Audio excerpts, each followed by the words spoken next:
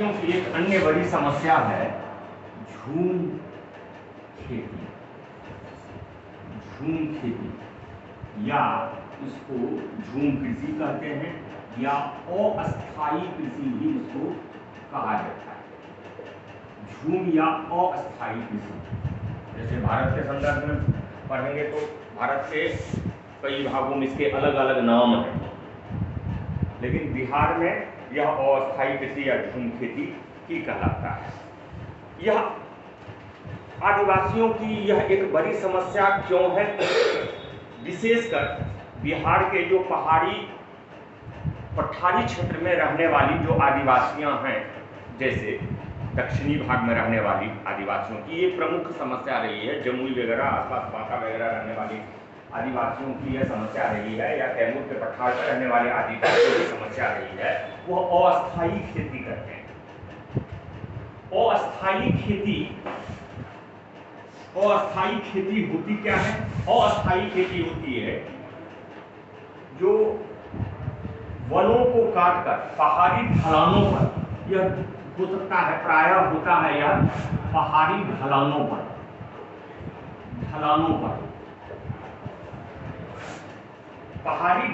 पर या वनों में, दो क्षेत्रों में यह खेती काफी, क्योंकि आदिवासी का क्षेत्र मुख्य रूप से यही है, पहाड़ी पठारी क्षेत्र या वनीय क्षेत्र। अब इन दो क्षेत्रों को पहाड़ी ढलानी या वनीय क्षेत्र में खेती करने के उद्देश्य से यहाँ पर ढलानों या वनों पर जो पेड़ पौधे होते हैं उन प्राकृतिक पेड़ पौधों को जला दिया जाता है। प्राकृतिक पेड़ पौधे जो घास या पेड़ रहे, प्राकृतिक वनस्पति को जला दिया जाता है, अर्थात उसमें सामूहिक रूप से यह काम मुख्य रूप से किया जाता है। आग लगाने का काम यह मुख्य रूप से किया जाता है मॉनसून से पहले, प्रायः प्रति वर्ष या अल्टरनेट ईयर को, या तो यह काम किया जाएगा प्रतिवर्ष वार्षिक रूप से, या एक साल को छोड़ करके अल्टरनेट ईयर, एकांतरित रूप से अल्टरनेट ईयर, एकांतरित वर्ष में एक वर्ष को छोड़कर पूरे पर्वतीय क्षेत्र को जला दिया जाता है, पूरे वनीय क्षेत्र को या प्राकृतिक वनस्पति को जला दिया जाता है। यह इसका सामान्यतया यह जो कटाई की काम की जाती है, वह कटाई की काम की जाती है बरसात से पहले, ग्रीष्म काल के आरंभ में या फिर शीत ऋतु में, बरसात के बाद शीत ऋतु में जैसे ही या ग्रीष्म काल के आरंभ में यह कट जाते हैं, तो तेज धूप के कारण यह वनस्पतियां, जो कटी हुई वनस्पतियां हैं, वो आराम से सूख जाते हैं। अब उन सूखे हुए वनस्पतियों में इसी दौरान, किस मौसम में? यह ग्रीष्म काल में ही वह क्या करेगा? ग्रीष्म काल के अंत में क्या करेगा? आग लगा देगा। यह ग्रीष्म काल के अंत में आग लगा दिया, पूरा वह जल जाएगा। जल करके यह वनस्पतियां यानी सामूहिक रूप से आग लगा करके जला देगा। जलने के बाद जो राख बचता है वह खेत में ही रह जाता है। उसके बाद क्या करता है? यह राख को वह पारंपरिक कृषि उपकरणों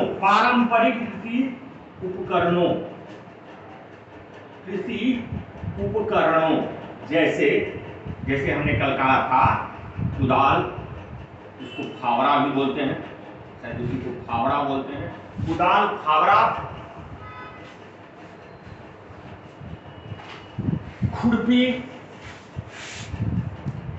खुरपी जैसे पारंपरिक उपकरणों की मदद से उसको खेत को जोतते हैं। इसको जोतना शब्द से लोग कोड़ते हैं, यानी मिट्टी को लूज बनाते हैं। याद रखना है कि पारंपरिक खेती में प्रायः यहाँ पर हल बैल का भी प्रयोग नहीं होता है। हल बैल का भी प्रयोग पारंपरिक रूप से नहीं होता है, हल बैल का भी प्रयोग यह नहीं करते हैं। आधुनिक खेती को छोड़ दीजिए, हल बैल का भी प्रयोग नहीं करते हैं। यह मुख्य कुदाल, फावड़ा, खुरपी जैसे कृषि उपकरणों से यह कृषि उपकरण सामान्य कृषि उपकरण है जो आदिवासियों के पास उपलब्ध होते हैं, उससे यह खेत के मिट्टी को लूज बना देता है। इसमें ऑलरेडी लड़ाक मिला ही हुआ है। अब इसी में यह क्या करेगा, जो मुख्य रूप से मोटे अनाजों का या मोटे चावलों का बीज छिड़क देता है, बीज का छिड़काव करता है, बोता नहीं है, छिड़काव करता है। बीज किसके, मुख्य रूप से बीज किसके होंगे, ऐसी कृषि में याद रखना है जो मुख्य रूप से मोटे चावल, मोटे अनाज, मक्का जौ जैसे फसल अधिकतर बोए जाते हैं, यानी छिड़काव किए जाते हैं इन बीजों का।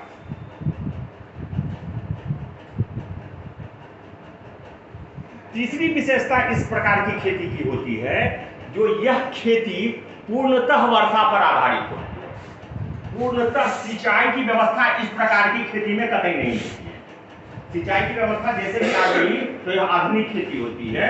यह वर्षा जल पर, जल की उपलब्धता के लिए वर्षा जल पर निर्भर होता है। यह खेती वर्षा जल के आधार पर।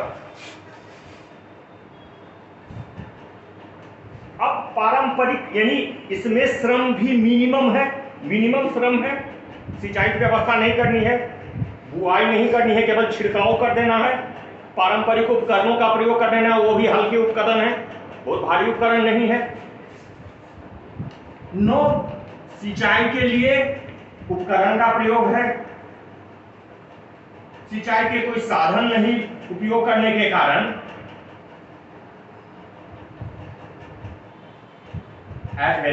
रासायनिक उर्वरक और कीटनाशक की बात तो भूल ही, कतई भी इस प्रकार की खेती है, कतई कीटनाशक वो रासायनिक उर्वरकों का प्रयोग होता है।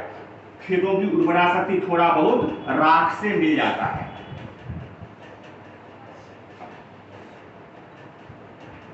राख में किस प्रकार का पोषक तत्व होता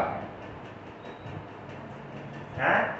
बोलो, जोर से बोलो ना।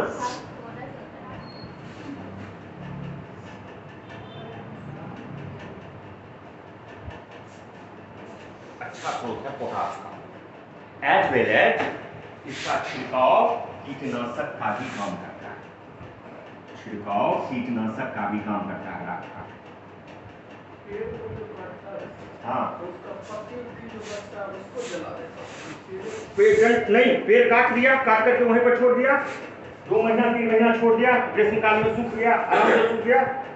अब ग्रीष्म काल के ही अंत में उसमें आग लगा दिया, सामूहिक रूप से कोई उसमें उसको पत्ती डंठल ये कुछ अलग करने की जरूरत है। इसलिए कहा मिनिमम श्रम है, श्रम अधिक नहीं है इस खेती में। अब उसी राख को, उसको जब कुदाल खुरपी से वही उलट पलट कर दिया, राख भी उसमें मिल गया, तो थोड़ी बहुत जो प्राकृतिक रूप से जैविक खाद कह लीजिए या जैविक उर्वरक प्राप्त हो गए, प्राकृतिक खाद एक तरह से कहीं प्राकृतिक खाद राख के रूप में उसको मिल गया थोड़ा बहुत, वो बहुत बड़ी मात्रा नहीं है, सभी प्रकार के पोषक तत्व हैं भी नहीं। अब ऐसे केसेस में जो उत्पादकता होगी, क्या आपको लग रहा है बहुत अधिक उत्पादकता होगी? क्या लग रहा है उत्पादकता बहुत अच्छी होगी? कतई नहीं उत्पादकता अच्छी होगी। उत्पादकता इस प्रकार की खेती की लोएस्ट है, निम्नतम उत्पादकता इस प्रकार की खेती की होती है। इस प्रकार की खेती में प्रति एकड़ उत्पादन न्यूनतम होता है। इस प्रकार की खेती की विशेषता यह होती है जो श्रम का उपयोग भी मिनिमम होता है।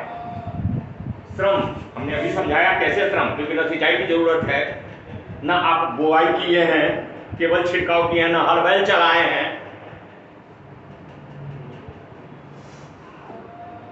इसके कारण उत्पादकता न्यूनतम होती है इस प्रकार की खेती। इस प्रकार की खेती की विशेषता होती है जो इस प्रकार की खेती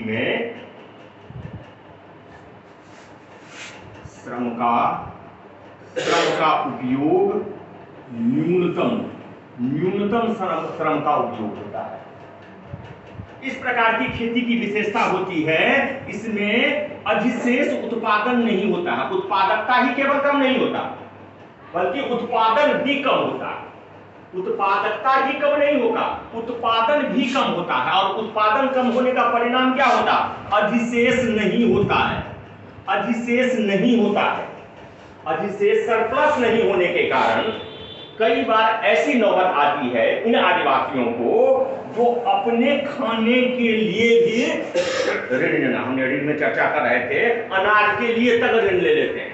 जिस वर्ष खास करके प्राकृतिक आपदाओं का प्रकोप हो गया, उस वर्ष अनाज तक के लिए ऋण लेना पड़ता है। क्यों? क्योंकि अधिशेष वैसे भी नहीं होता है। इस प्रकार की खेती में अधिशेष की गुंजाइश नहीं होने के कारण सालों भर पेट भरना तक मुश्किल होता है। सालों भर किसान परिवार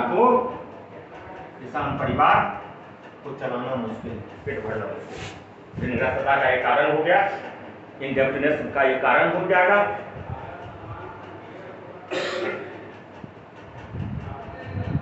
इस प्रकार की खेती में आदिवासी समुदाय, हमने कहा यह अस्थायी इसलिए है जो लगातार, क्योंकि वह इस प्रकार की खेती की क्या देख रहे हैं, जो सब चीज ट्रेडिशनल उपयोग हो रहा है, क्या न खाद का प्रयोग होगा, न सिंचाई की व्यवस्था होगी, न बीज होगा, तो ऐसे न आधुनिक बीजें होंगी, ऐसे खेती में लंबे समय तक उसकी उत्पादकता रह सकती है? नहीं रह सकती। एक ही खेत को बार बार तब आप बो सकते हैं जब उस पर सिंचाई की प्रॉपर व्यवस्था हो, जब उस पर उर्वरक की आप छिड़काव कर रहे हो।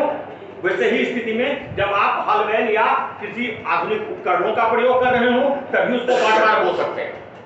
परिणाम होता है 1 से 2 वर्ष के बाद, 1 वर्ष होते होते या 1 से 2 वर्ष में यह खेत अनुपजाऊ बन जाती है।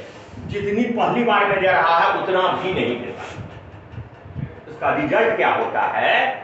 आदिवासी उस क्षेत्र को, जिस क्षेत्र को वह जलाया, जिस क्षेत्र पर 1 से 2 बार अधिकतम खेती किया, उसको छोड़ देता है, परित्याग कर देता है। छोड़ करके फिर अन्य वनीय या पहाड़ी ढलानों पर वनस्पति को फिर से जलाएगा। अन्य जगहों पर उस खेत को उसने छोड़ दिया। क्यों छोड़ने का कारण यह बन गया? क्या छोड़ने का कारण? उत्पादकता। एक तो पहली बार में उत्पादकता कम थी, तो 1-2 बार करेगा तो उत्पादकता जो भी रहेगा वो भी स्वाहा।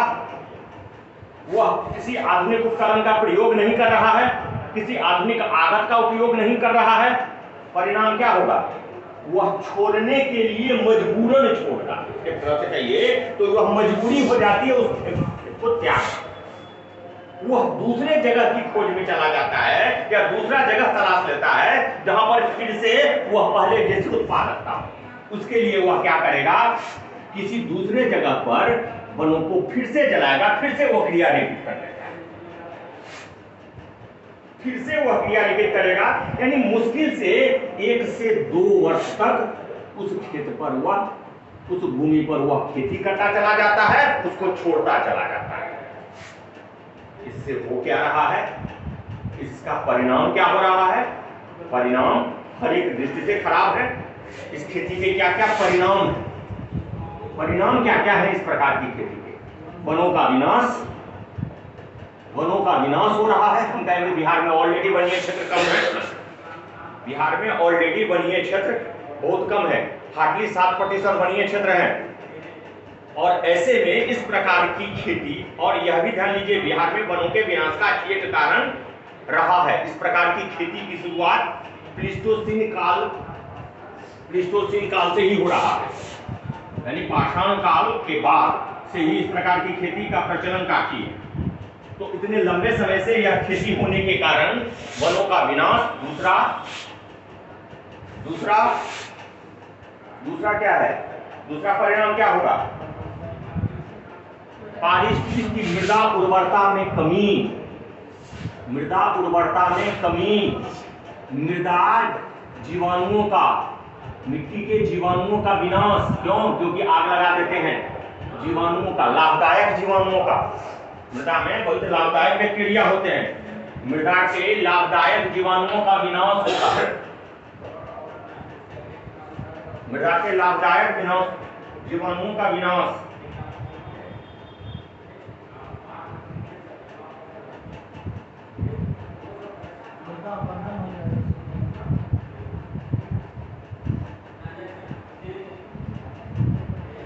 इसके द्वारा मृदा अपरदन बढ़ेगा। बिल्कुल सही है, बिल्कुल सही। मृदा अपरदन बढ़ेगा, मृदा अपरदन बढ़ेगा।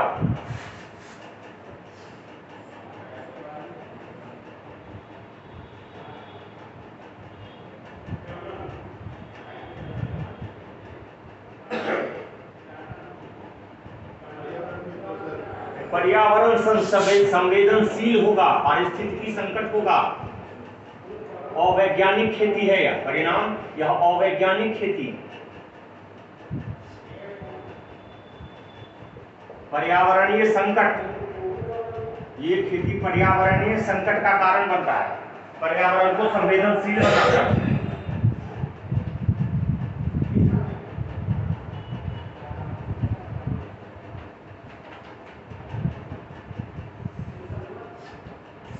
इस प्रकार की खेती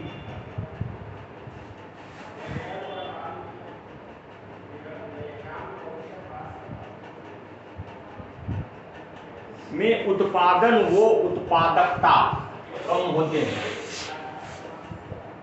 उत्पादकता कम।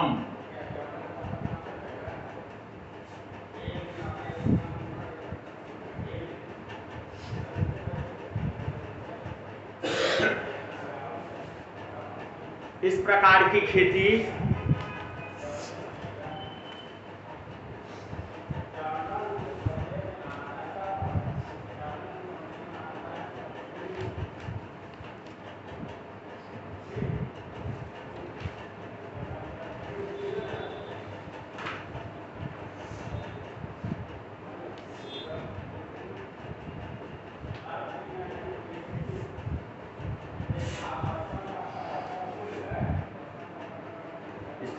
खेती भाग्यवादी खेती है, भाग्यवाद को बढ़ावा दे रहा है ना, भगवान के ऊपर छोड़ दिया, भाग्यवाद को बढ़ावा देता है।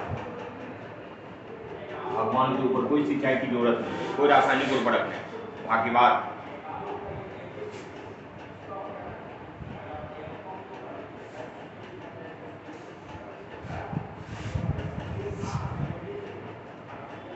इस प्रकार की खेती को, इन समस्याओं, बहुत सारी समस्याएं हो गई, ये परिणाम के साथ साथ ये समस्याएं भी क्रिएट कर रहा है।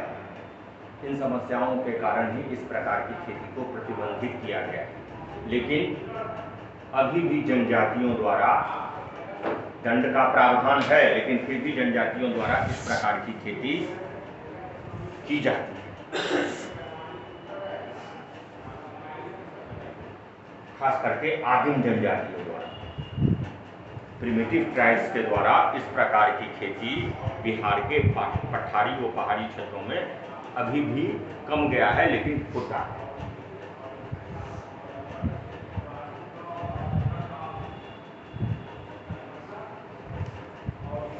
इस प्रकार की खेती में अधिशेष नहीं होगा, इसीलिए केवल अपने लिए उत्पादन होगा।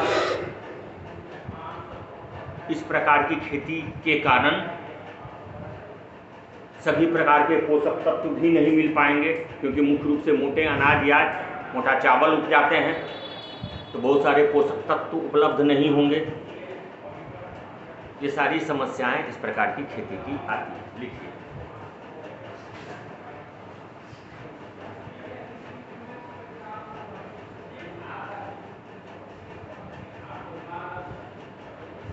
आदिवासियों में झूम वो अस्थायी खेती की परंपरा बहुत पुरानी है।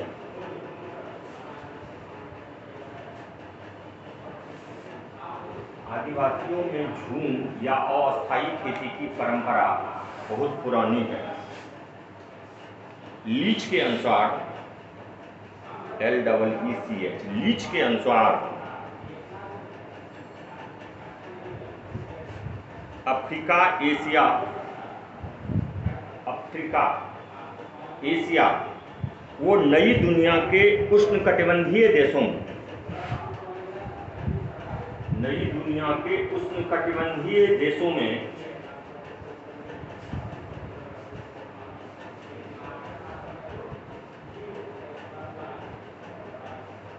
अस्थायी कृषि खेती का, कृषि लिखोगी वहाँ एग्रीकल्चर लिखोगी, खेती लिखोगी वहाँ फार्मिंग। अस्थायी कृषि खेती का अभिन्न अंग रहा है।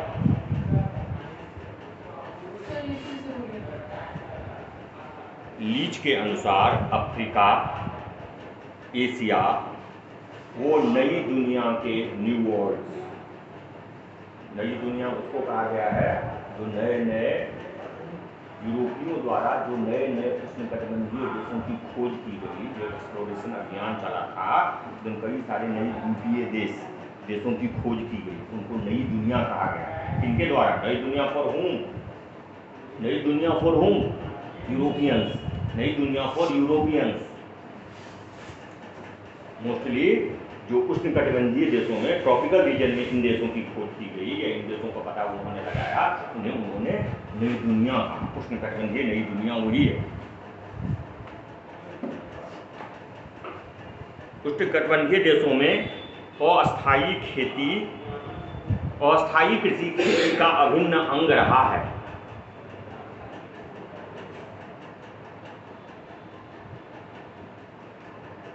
बिहार की कोरबा जैसी जनजाति, कोरबा, बिहार की कोरबा जैसी जनजाति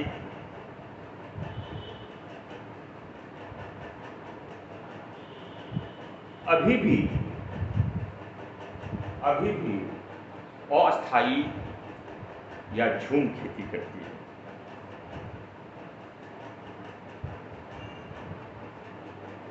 बिहार व झारखंड में, बिहार वो पूर्ववर्ती झारखंड, पूर्ववर्ती बिहार व झारखंड में या अविभाजित बिहार में इस खेती का प्रचलन काफी रहा है। इस प्रकार की खेती का प्रचलन काफी रहा है।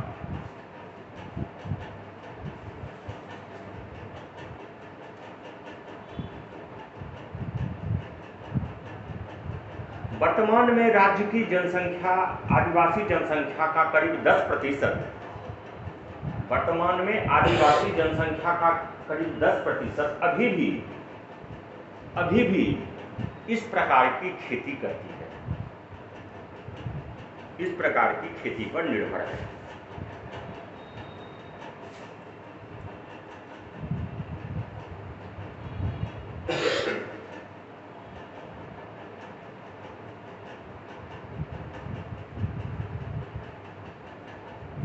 झूम खेती की निम्न विशेषताएं हैं। झूम खेती की निम्न विशेषताएं हैं।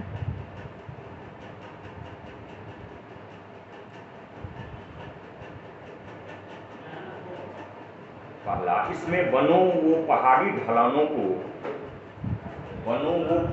ढलानों को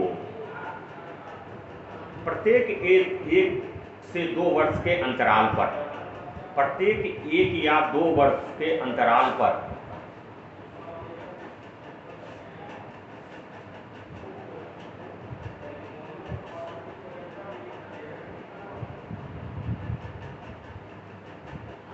पेड़ पौधों को काटकर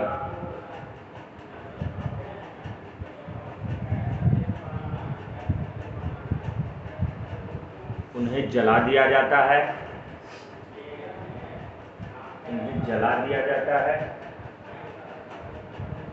वो उस भूमि पर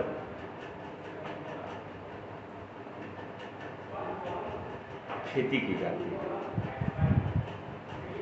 दूसरा, परंपरागत उपकरण, इसी में दे दीजिए, इसी में दूसरी विशेषता है परंपरागत उपकरण। इस प्रकार की खेती में प्रायः हल बैल तक का भी प्रयोग नहीं होता। प्रायः हल बैल तक का भी प्रयोग नहीं होता। इसमें कुदाल, फावड़ा, खुरपी, हंसिया,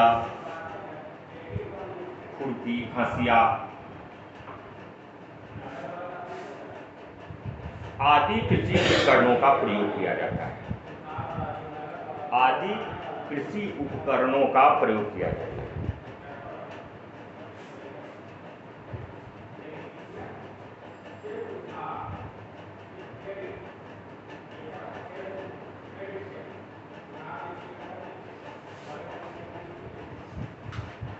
इस प्रकार सब हेडिंग दे दीजिए। भूस्थैतिक भूस्थानिक स्थितियों का परिणाम, भूभौतिकी, हाँ विशेषता में भी सब हेडिंग दे दीजिए। कई बार सिखाते हैं आप लोगों को, जो पॉइंट्स भी सब पॉइंट्स डालिए उसका एक सब हेडिंग दे दीजिए। इसका फायदा ये मिलेगा ना, जो पूरा सेंटेंस या 2 लाइन आप लिखे हैं उसको पढ़ने की जरूरत नहीं होगी, तो उसका एक सब हेडिंग बनाइए, अपने से क्रिएट कीजिए। ये शुड बी क्रिएटिव, अपने से क्रिएट कीजिए। भूभौतिकी, भूभौतिक परिस्थितियां, भूभौतिक परिस्थितियां सब हेडिंग दे दीजिए।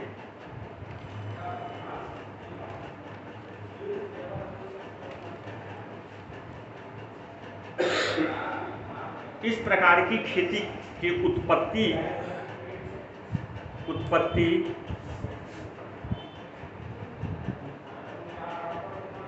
कुछ खास भूभौतिक परिस्थितियों में, कुछ खास भूभौतिक परिस्थिति कौन होगा? खास भूभौतिक परिस्थिति कौन होगा? यहाँ पर खास भूभौतिक परिस्थिति कौन है? पर्वतीय ढलान है, वन है, ये सब खास भूभौतिक, पर्वतीय ढलान,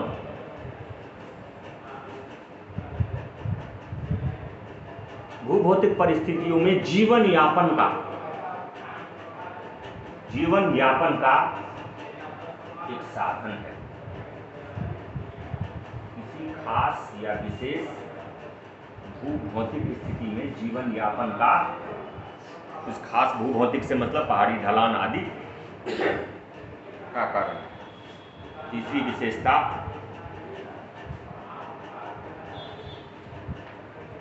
वर्षा आधारित, अगली विशेषता वर्षा आधारित है। इस प्रकार की खेती में सिंचाई के किसी साधन का उपयोग नहीं किया जाता। इस प्रकार की खेती में सिंचाई के किसी साधन का उपयोग नहीं किया जाता। पूर्णतः वर्षा जल पर निर्भर खेती है। पूर्णतः वर्षा जल पर निर्भर खेती है।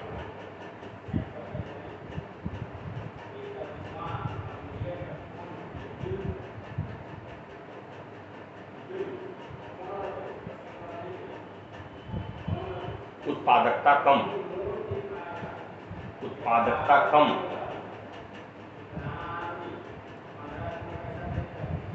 इस प्रकार की खेती में चूंकि सिंचाई के साधनों का प्रयोग नहीं होता, इस प्रकार की खेती में चूंकि सिंचाई के साधनों का प्रयोग नहीं होता,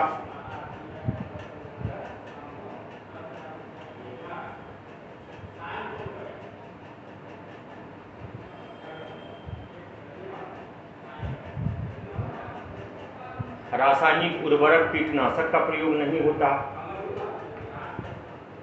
पुनः ये पारंपरिक उपकरणों से किए जाते हैं। पारंपरिक उपकरणों से किए जाते हैं। पारंपरिक उपकरणों से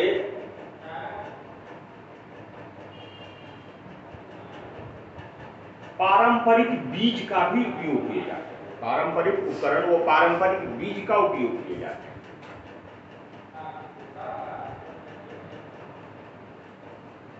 इस कारण से इस प्रकार की खेती की प्रति एकड़ उत्पादकता न्यूनतम होती है। इस प्रकार की खेती में प्रति एकड़ उत्पादकता न्यूनतम रहती है।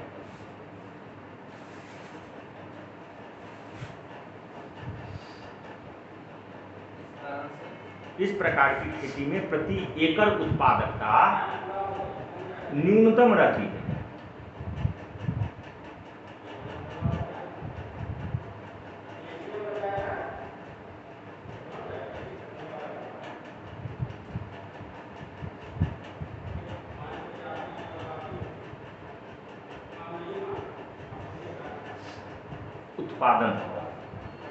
उत्पादन कम न केवल उत्पादकता बल्कि इस प्रकार की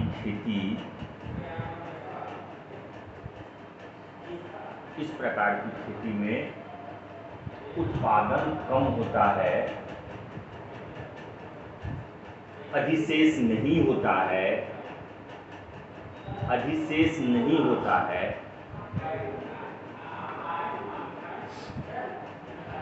प्राकृतिक आपदाओं वाले वर्षों में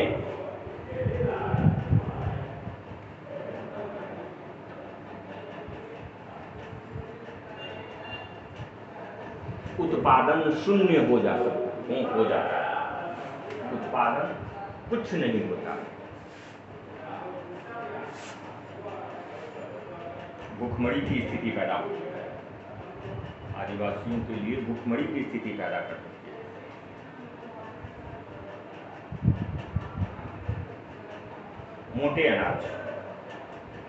मोटे अनाज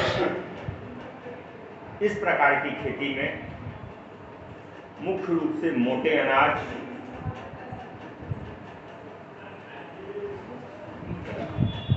अनाज ज्वार, जैसे ज्वार, बाजरा, रागी, मोटे अनाज, जौ, मक्का, मोटे चावल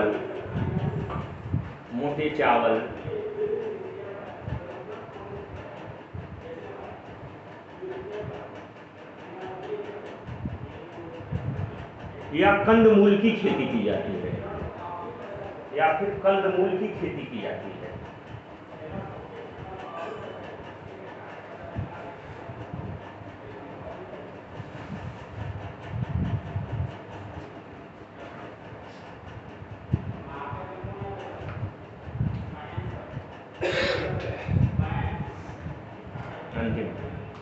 घुमंतु जीवन के अनुकूल नोमैडिक लाइफ, घुमंतु जीवन के अनुकूल इसकी विशेषता है। घुमंतु जीवन के नोमैडिक लाइफ का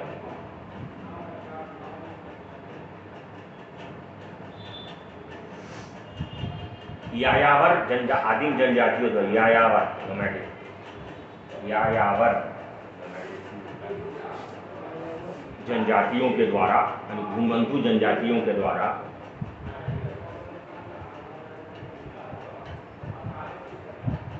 इस प्रकार की खेती की जाती है। यायावर या घुमंतु जनजातियों के द्वारा इस प्रकार की खेती की जाती है। उनके जीवन यापन के अनुकूल खेती, यह उनके जीवन यापन के अनुकूल खेती है।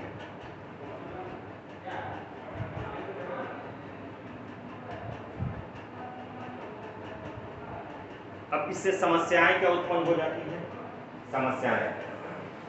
यह समस्या क्यों बनी? समस्याएं क्या? देखिए समस्याएं क्यों? Why it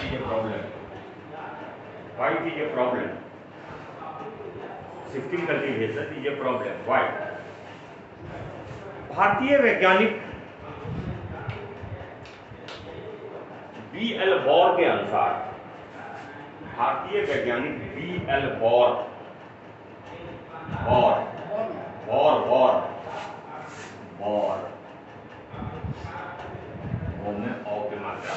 बॉर के अनुसार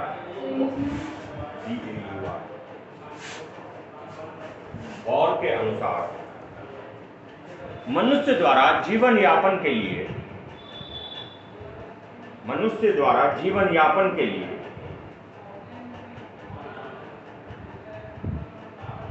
अपनाए जाने वाले सभी क्रियाओं में सबसे अधिक चिंताजनक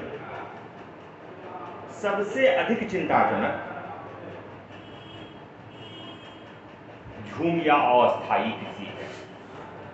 झूम या अस्थायी कृषि है।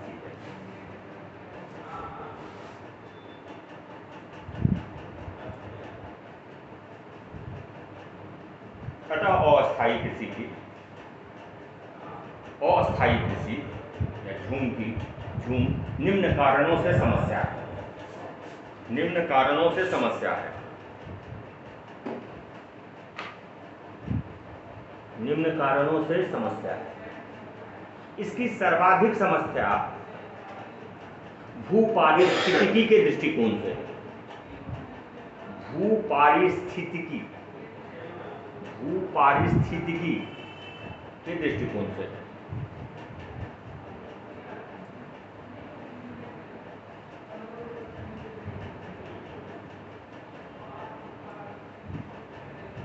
अब पॉइंट लेकर के लिख लीजिए समस्या क्या है। ये वनों का विनाश करता है। समझ आया? वनों का विनाश करता है। पॉइंट लिख लीजिए, वनों का विनाश करता है। और वैज्ञानिक खेती की पद्धति है। Unscientific, this is a unscientific method of agriculture. Unscientific खेती की पद्धति है। यह अपर्दन की समस्या है। अपर्दन की समस्या बढ़ाती है, विशेषकर पहाड़ी ढलानों पर।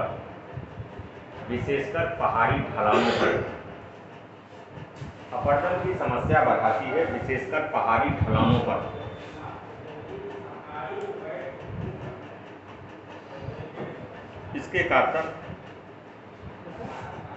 इसके कारण मृदा अनुर्वर होते हैं।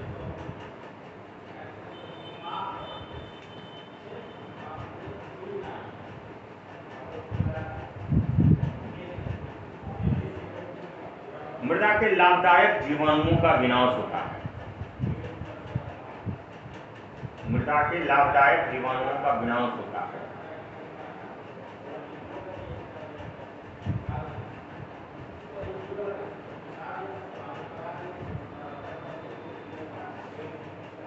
इस प्रकार की खेती जनजातीय परिवारों को एक साल तक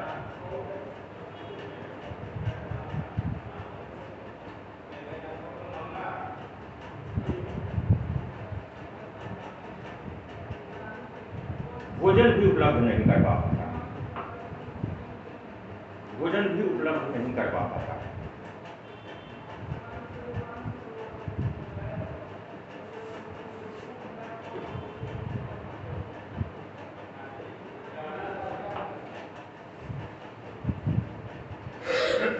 इस प्रकार की कृषि खेती को भाग्य भरोसे छोड़ देता है। इस प्रकार की कृषि खेती को भाग्य भरोसे छोड़ देता है।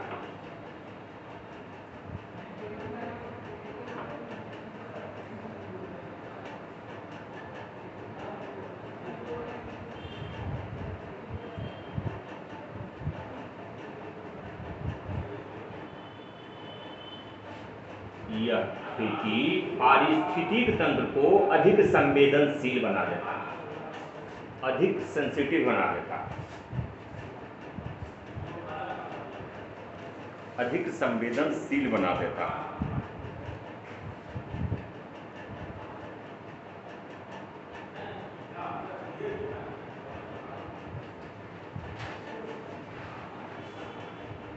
अब इसके समाधान क्या है? एक दो समाधान दे दीजिए। समाधान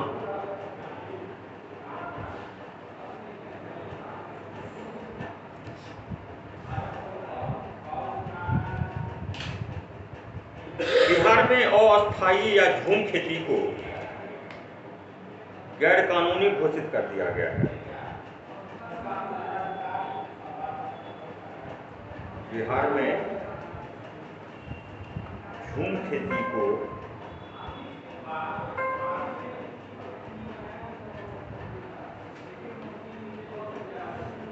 गैर कानूनी घोषित कर दिया गया है।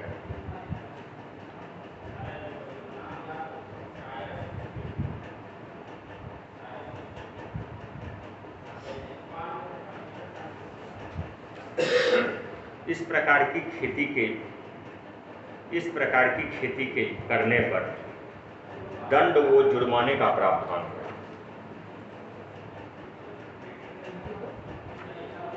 खेती के लिए दंड या जुर्माने का प्रावधान है।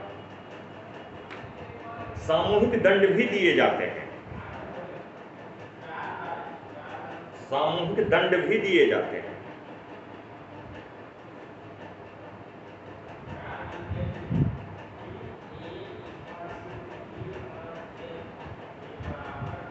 जहां संभव है वहां इस प्रकार की खेती को, जहां संभव है वहां इस प्रकार की खेती को